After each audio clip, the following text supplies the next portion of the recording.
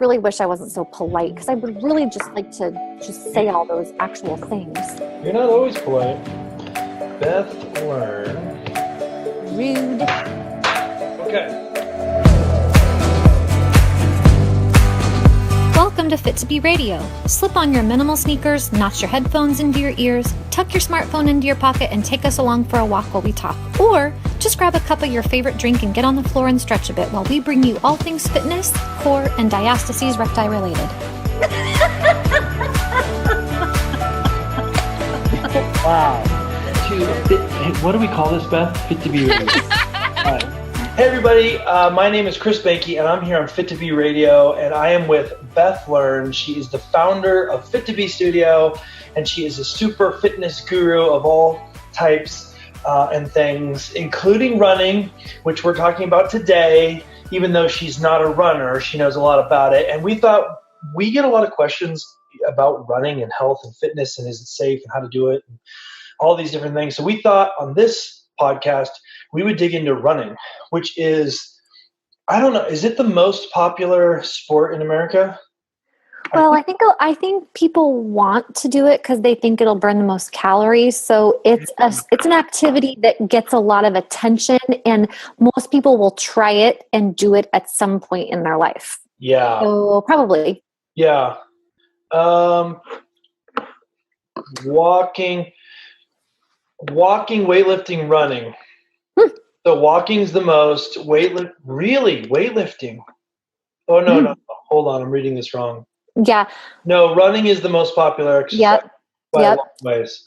So, and then weightlifting and then walking, which is interesting because walking is super good for you. It should be the number one, actually. Yes, I am a walker. I'm a race walker. I'm on a competitive race walking team. Have done Portland to Coast for 10 years. Yeah. On a placing team. It's pretty fun. I am not a runner, but I do get a lot of questions about running. And I did do track and field, and I played soccer, and I ran cross country in high school. So I know just enough to know enough to help people. So real quick, if you're listening to this, she just mentioned the Portland to Coast, which is part of the Hood to Coast Relay. If you're not from the Northwest and don't know what that is, just go look it up.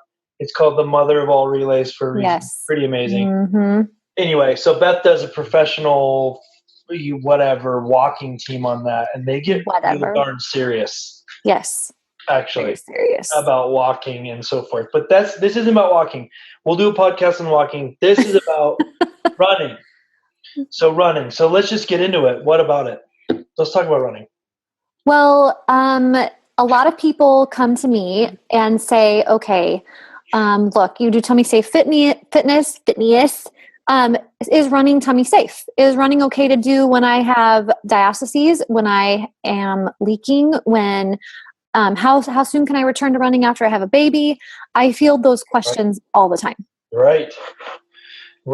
And I think the reason for that is there's a lot of misinformation out there about running and whether or not it's bad for you. And there's also a lot of information out there about running that causes people to injure themselves. Right. Which is really interesting. And again, a lot of people think that it's one of the best exercises because it can burn a lot of calories. Here's a tidbit. Race walking, once you get past speeds of about 12-minute and 30-second miles, you burn just as much as if you jog a 10-minute mile. So if you're not a very fast jogger or runner, and you think you could walk at least a 12-ish minute mile, you're going to be burning the same amount of calories, and you're going to be doing it in a less impactful, less stressful way on your body. Yeah. Yes. Spoken like a true walker. But at the same time, I know there's people that have to run. It's like a compulsion. It's their release. I don't understand that. I fall into the camp of those who share that Facebook meme about, if you see me running, you should run too, because something is probably bad behind me. I am running for my life away from something terrible. Right. Or I'm running toward my kid who is in a crisis. Yes. Like, it's not a good thing if you see me in an all-out run, and I can run and I don't leak, and that's a fabulous thing. What we're going to talk about is people who leak when they run, and people who are dealing with core dysfunction, and how you can return to running safely. Yeah. So what would you? So here's what I would say about running. First of all, is that impact is not necessarily bad for you. Running is not necessarily bad for you.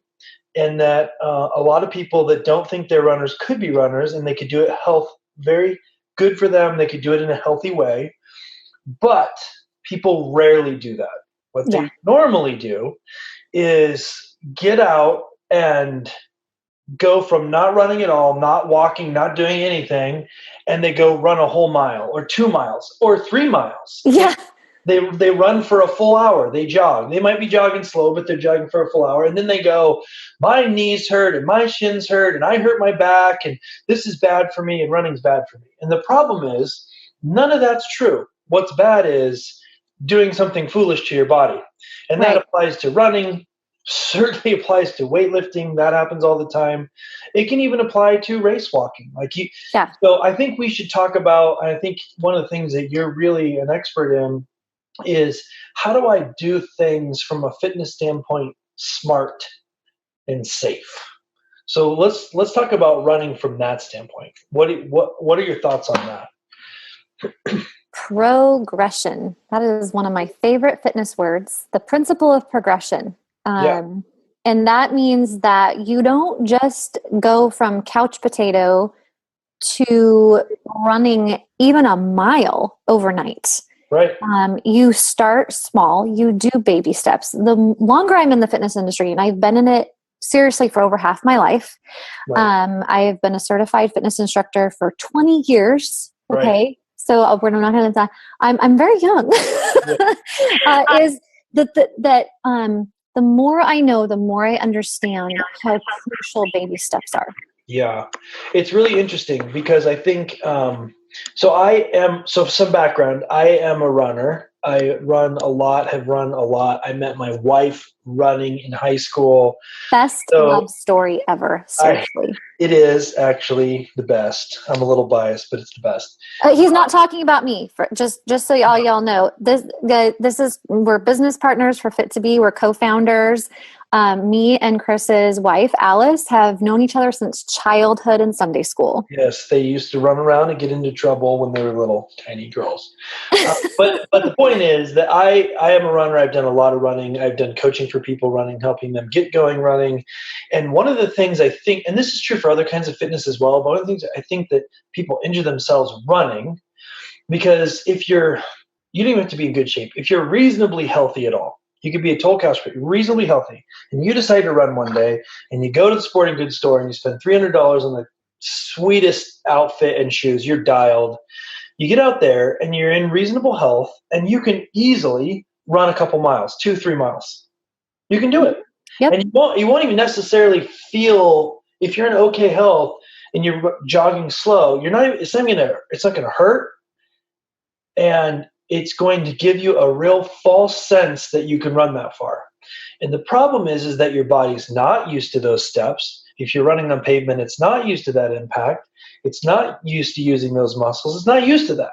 And you can do it just fine till tomorrow when you try to get out of bed and you can barely move. And I think that's where a lot of people get injuries from, because they're like, well, I wanted to get serious. So I only worked out for 40 minutes. Well, let me tell you, if you're not used to running 40 minutes, that's a big jump. Time. The same would be true if you go to the gym and you lift weights for 40 minutes. Yeah. I would argue too that like you said, it's not so much that they did the 40 minutes, but what happens when they wake up the next morning and they're sore? And most of the world in the fitness industry right now is very much of the mindset that sore is good. The more sore you are, the better. Get up and do it again. Do these 21-day, 30-day, you're banging it out at the gym every day, no matter how sore you are, go back, do it again, do more. And we're not recovering. We're not resting. We're not allowing those muscles to chill for a couple days, doing something different on those days in between. So you have somebody, I'm going to start running. I'm going to run every day. This is my New Year's resolution. This is my 6-week program. And so then they're just tearing down and breaking down and not approaching it with any type of progression or plan or rest and recovery phase. So talk about so when you wake up and your muscles are sore, what is actually medically happening? You didn't nourished your body well enough. That is actually what is happening, is you didn't fuel your body well enough. You did far more than what your body was prepared for. Soreness is really not indicative of a fabulous workout. It is indicative of a lack of proper fueling and nutrition. It is indicative of pushing past thresholds. And I'm not talking about like, oh, I can feel that I worked out. Oh, that's nice. I'm talking about like, oh, that groaning thing. People, I can barely lift my, oh man, they're walking funny. That's not a good soreness. And yet that seems to be a badge of honor. And that also plays not very nicely into diastases and pelvic floor problems, because now you're sore. And now your muscles are worn out, and tired muscles, worn out muscles, sore muscles, they just don't function the same as muscles that have not been thoroughly depleted by a massive, huge, strenuous workout. So then you go back in and you ask more of them, and you are taking a exhausted muscle and then wanting it to do the same thing over. It's going to fail. It's not going to go very well. I mean, it's one of those things that is tough because pretty much, I mean, there's exceptions, but I would say the majority of all of the information and programming out there is going to encourage you to go until failure. And in fitness and in certain types of workouts, there's a place for going until failure, but it's so rare and so specialized when you'd want to do that. The average person that wants to just be healthy and jog should never be thinking about muscle failure. That's right. It's really dangerous, actually. Right. And you're right. That is probably one of the key mistakes, is we have these muscle magazines and these weight training principles that are really designed for bodybuilders and elite athletes. That are being picked up by the mainstream and really truly by a lot of ghostwriters who have no fitness qualifications, churning out these articles to create search engine optimization for these massive fitness websites. And they're being digested by the general public as something that can be done by anybody, but they're not including the unsexy, lay the foundation, do the basics, start slow. And I'm talking quarter mile. I'm talking you jog a quarter mile and you walk a mile the first day. Like we're talking major baby steps. You do that for a week and you do yoga in between and you only do it every other day. That is what I'm talking about when I say progression. And if you've got diastases, that might even be too much. So it's looking at where you are and building a plan that is tailored to your needs. I think one of the tough parts is that people just don't want to go. They don't want to invest. It seems like we talk about this in every podcast. They want a pill that just solves the problem. And in this space, what that means is they want a little regimen that gets them up to speed, running like the neighbor, in like 1 week. And it just doesn't work that way. One of the things that I've helped a lot of people realize and understand is there's different kinds of running that can radically improve your running fitness level quickly and easily that are sweet. And the best one, I think, is called high intensity interval training. And high intensity interval training can be done with high intensity, but can also be done at medium and low intensity. What this would look like for a runner starting that's never really done anything, that wants to get going, it literally, what I would tell them, assuming they can walk pretty well and they could jog, that they should start out doing 15 minutes of 1 minute intervals. And the 1 minute intervals, so they're just doing 15 of these in a row. They would jog for 1 minute. And when I say jog, they're starting out. So this is a slow freaking jog. You could probably speed walk faster than this jog. Jog for 1 minute, and then they walk slowly for 1 minute. And then they jog for 1 minute, and then they walk slowly for 1 minute. And what that is doing in the body is so much more than you would expect while you're doing that workout. It just can't be measured. And this is something that is used by Olympic athletes all the time now. And we've seen a radical shift in running in the last 30 years. 30 years ago, 40 years ago, you trained for a marathon, you were running like multiple marathons a week. You'd run a marathon distance, leading up to the 25, 30 miles on a Monday. Then you'd do another one on a Thursday. You do another one on like a Saturday. And now they don't do that. No. They do interval training for 45 minutes to 2 hours sometimes. Mm-hmm. And the reason is because you can teach your body things that are much less harsh on your body with some of these other approaches. Yeah. So what I would encourage anyone to do that wants to get into this is don't just go out there and run really hard and injure yourself. Mm-hmm. Do a little homework first. Yeah. We have a really good resource. I'm just going to put this in right now on Fit2B that you recorded. And I'm excited to have you do more. Right. Yep. We did an audio download, and we'll put a link in here for you so you can go check that out. It's free. It's actually a free resource to people. It is Chris's awesome voice on a track of music. And what I really like about it is that he's not in there yelling at you going, all right, all out, give it your all. But there is this sense of, okay, now you're going to push yourself, and you're going to push yourself for the next couple of minutes. Yeah. What that looks like from day to day. What I look like pushing myself yesterday is different than what I'm looking like pushing myself today, based on the sleep I got last night, based on my fuel intake, based on crabby kids that keep interrupting me. And so we give it our best, and we do our best. And then there's all this room for grace in that training. And we want to do more of those. We've gotten really great feedback. Just these audio downloads, you take them out with you when you run. And then you've got this voice in your ear that's encouraging you along the way. Yeah, the thing that's cool about that track is basically a little over 30 minutes, and it's designed to just be a complete workout, warm up, cool down, and it's intervals. Yeah. You can use that running. You can use that walking. I've used it walking. It's great. Use biking. You can use it on a rowing machine, because it's about cardiovascular interval training. And it's magical for running, but it works if you have waterproof headphones, you could use it swimming. It's basically, it's interval training. So I think that it's the first one that we released is kind of a medium workout. So you wouldn't want to just go from couch to doing that one, but there's resources out there that let you do that. And that's a cool one. So I'll put a link on the thing, and you can check that out. So. I want to say one more thing here. I also like about that you use a lot of different music types. So, and the music really only stays the same, like for little chunks. So there's a lot of good diversity in it. I know for me, I love music and different beats, and I crave variety. So I cannot handle it when it's the same beat for longer than 3 or 4 minutes. I need something different. So that's really cool that includes that. Yeah, if you like country music, this isn't that. This is high energy kind of. There's one track that's kind of get down, jazzy, funky. And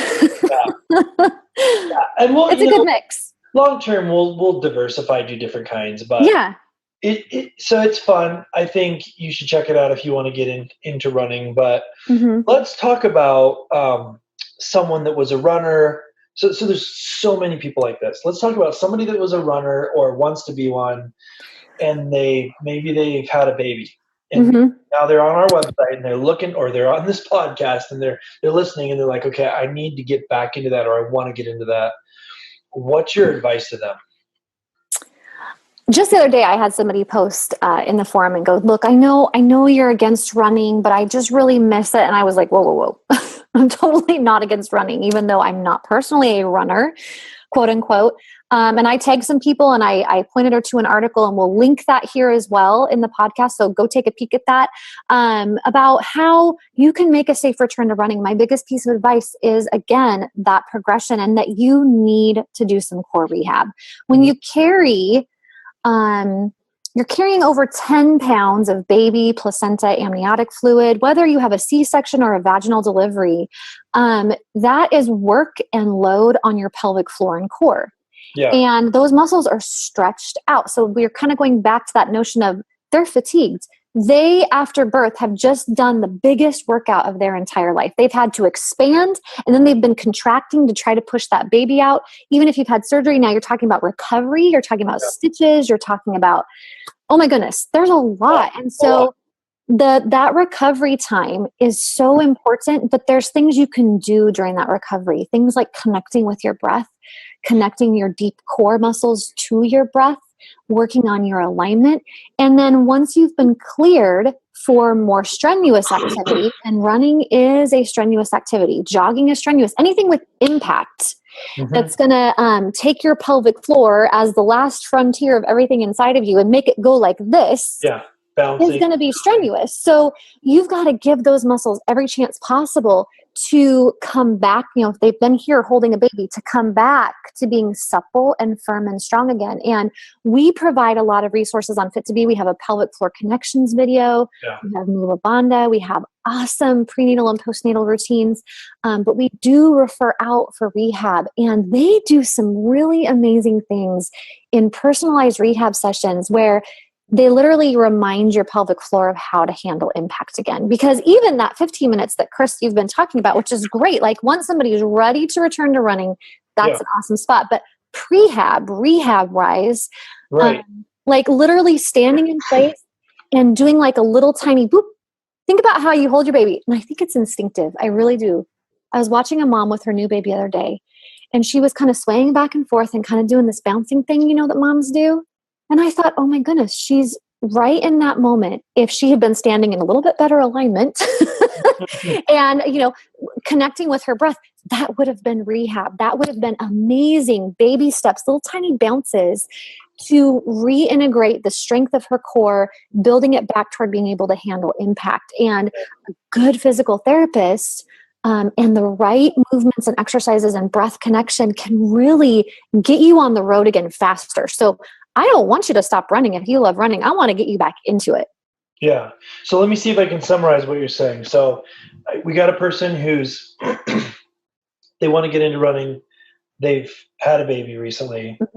What you would tell them is a couple things. First of all, it's totally possible. Yes. We want to get you out there.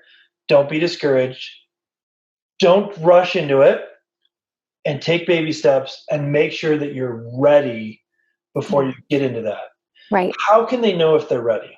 Oh, such a good question. So, I think the most obvious one is that if you go out for a jog or you go out for a walk or you do any workout and you feel any kind of heaviness in your pelvis, okay, you feel like things are just too low and bulgy. And if you do have any leaking during the workout or even in the few days after, and I'm not talking about, after we have babies for the first 6 to 8 weeks, there can be some discharge. And Chris, he's had 4 kids. He's a good lady. So don't be embarrassed. He's been there, done that. That is normal. And you may even see a slight uptick in that kind of discharge because the uterus is clamping down. You're stimulating the core. It massages the uterus. That is normal. We don't want big rushes, obviously, of blood. That's something to talk to your doctor about. But, it's beneficial, that core breathing, to help clean things out. But if you're doing something and you see urinary leakage or fecal incontinence during or even after in the few days, because sometimes fatigue doesn't show up until later. You wake up in the night 3 times and you're fine dealing with your baby, but then it's the next day that you're like, I can't even lift my head. Your muscles are the same way. So you deal with it fine during the incident, but then later you're fatigued. Right. Later you have problems. That is your big, huge red flag that you did too much. Right. And that is when it's discouraging because we want our bodies to work, and when they don't, it really sucks. Especially if you've been a runner and you thought you were going to be able to get back in and you did what in your mind is a small workout, and then you realize, I'm not ready yet. I'm not ready for this. Yeah. And I have a personal story.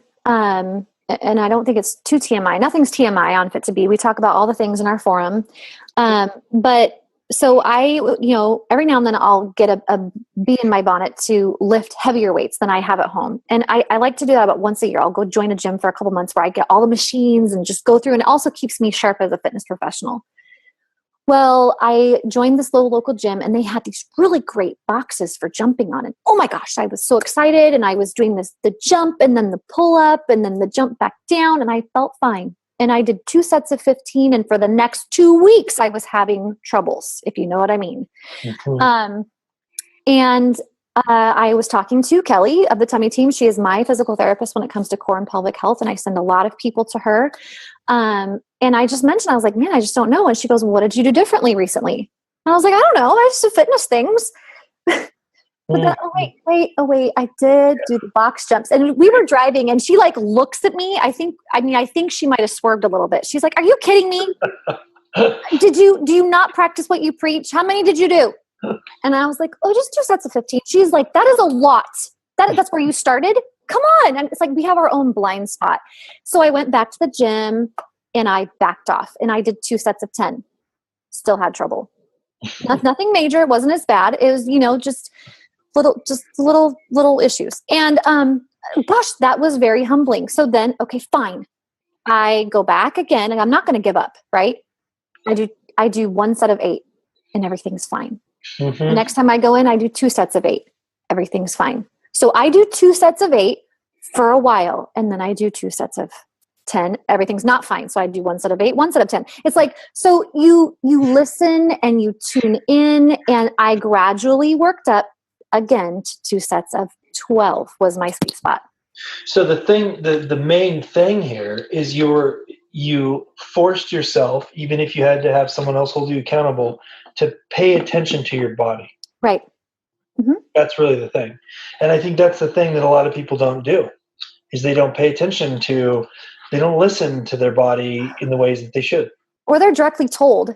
They're directly told. That's there was recently something shared by Brianna Battles. She is a CrossFit guru down in California. Oh my goodness. If you're a CrossFitter, you really need to reach out to her. She is diastasis pelvic floor queen in that department. And she shared this picture of something that one of her clients took at their gym that was like the goods and bads of CrossFit and weightlifting. And on one side was like, yeah, you're fine if you leave a puddle underneath yourself, and it's fine if you do, and it's fine. And she was like, she's a little spicy. She was like, WTF, I mean, what in the world is going on here? How is this okay? Like, they're literally telling people this is fine. And so, and we on Hood to Coast, Chris, you've run it. And I've done Portland to Coast, they're in diapers. People are in diapers so that they can keep running through incontinence. It's pretty, you would not believe that, but it's actually true. Like that's nuts. I have friends who do this and I'm like, okay, there's rehab for that. Yeah, but I really just need to do this next event, and I'll just get through this next event and then I'll do it. Yeah. Mm-hmm. I think people need to be given permission to go slow sometimes. Yeah, it really runs counter to, we tend to think of guys as being, really they push through and alpha. Women can be just as much. We call it the female athlete brain. I think that was also coined by Brianna Battles. She, it's a real thing.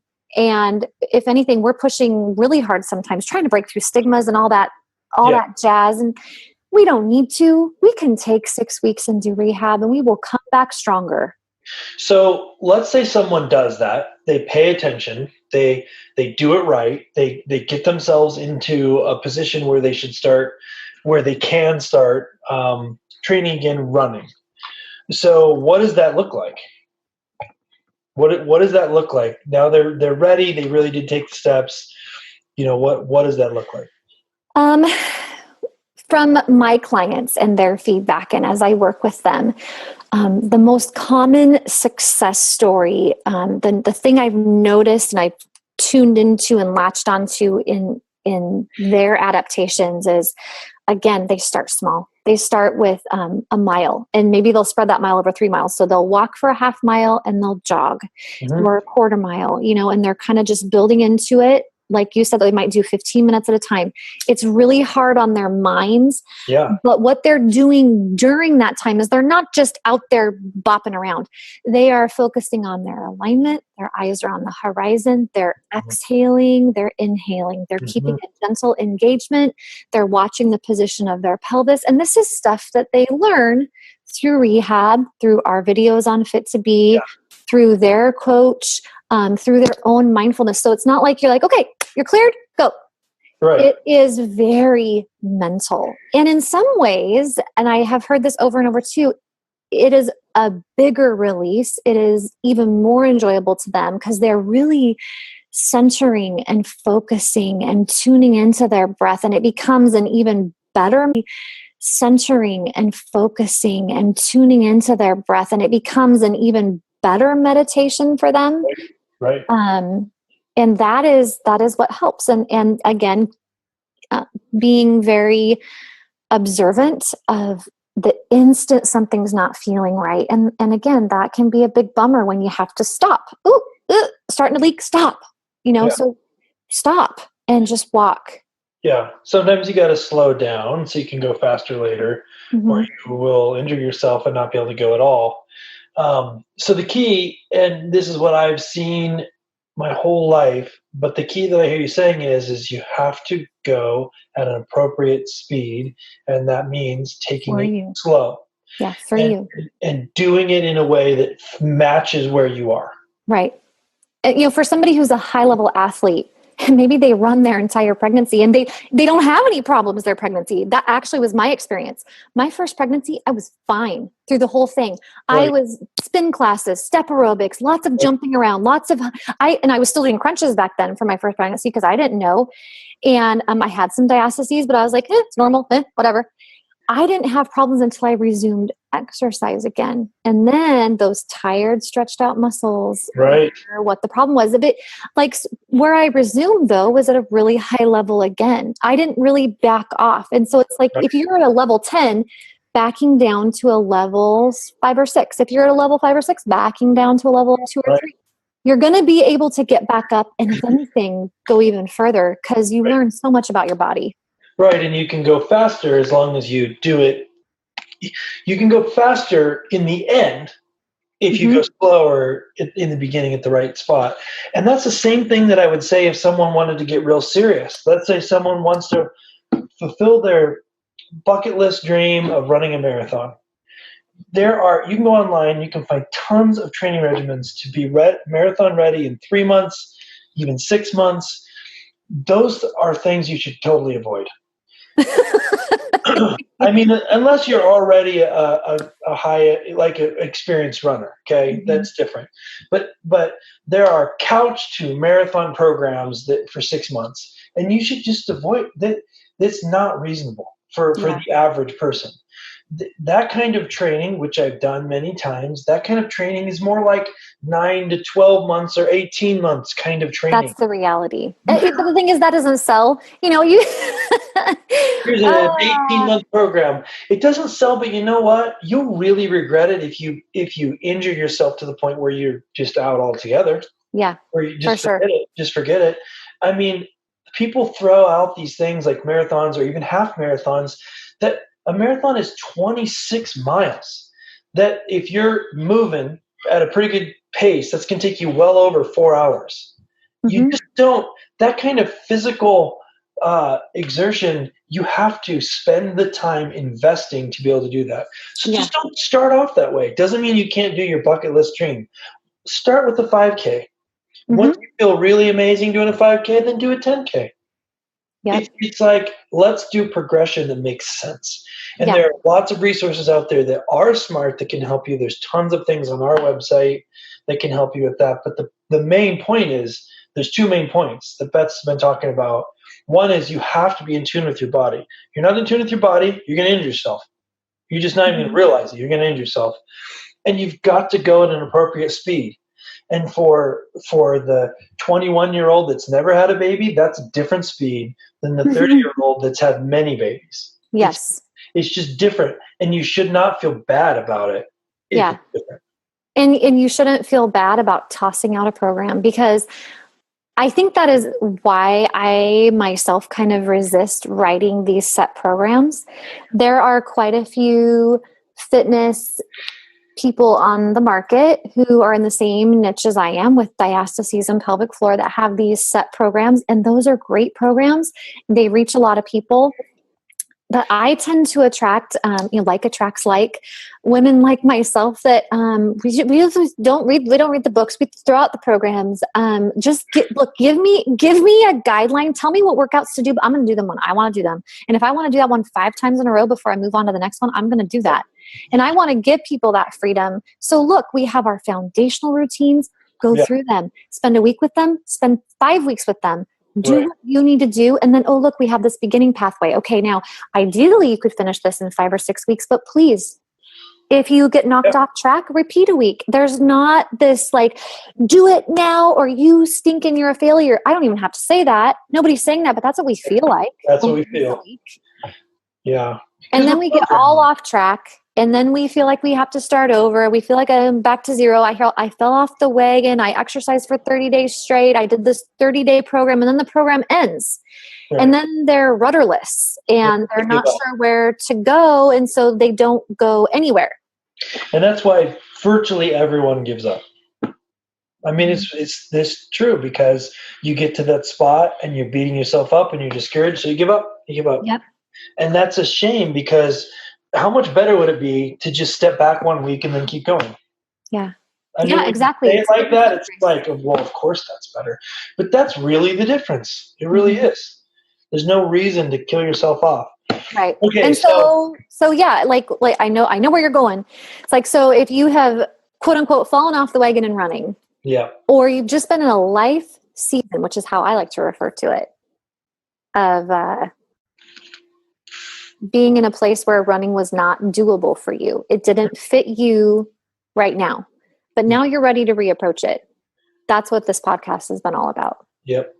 And I think that the most important things to remember are be in tune and don't beat yourself up and go slow.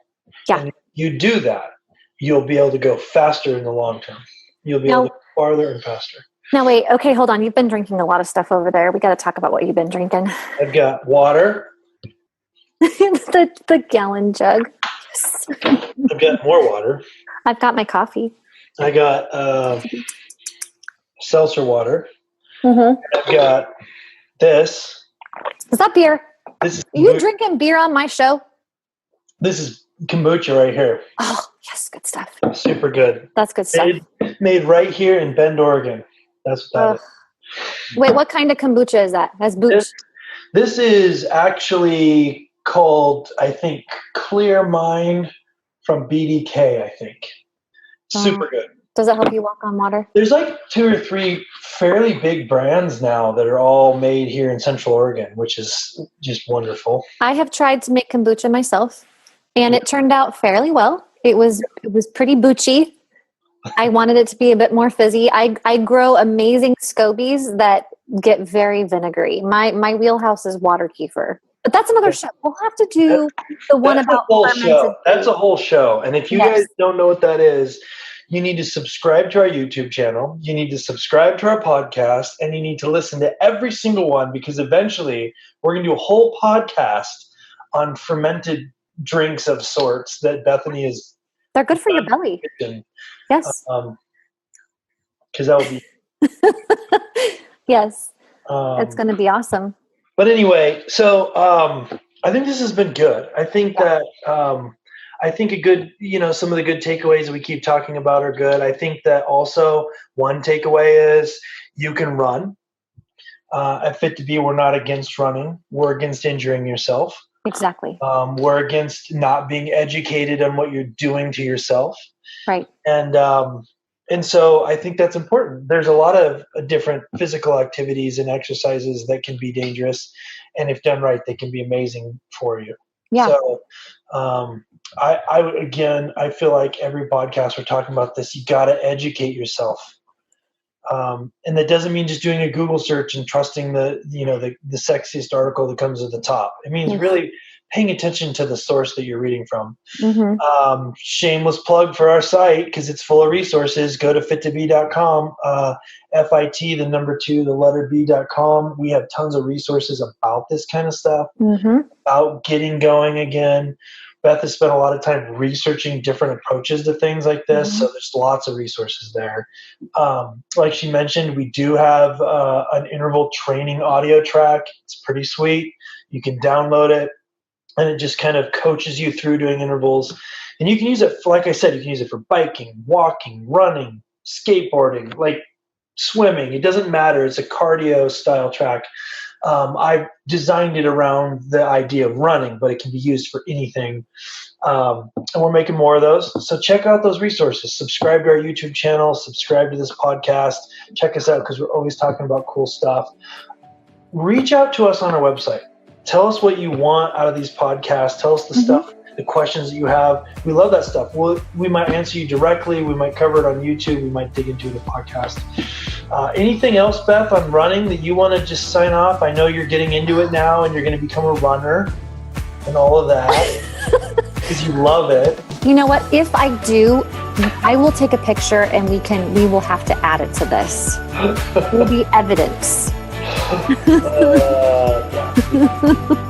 All right. Nope, I think that's it. I think we got it. All right. See you guys next time on the next podcast.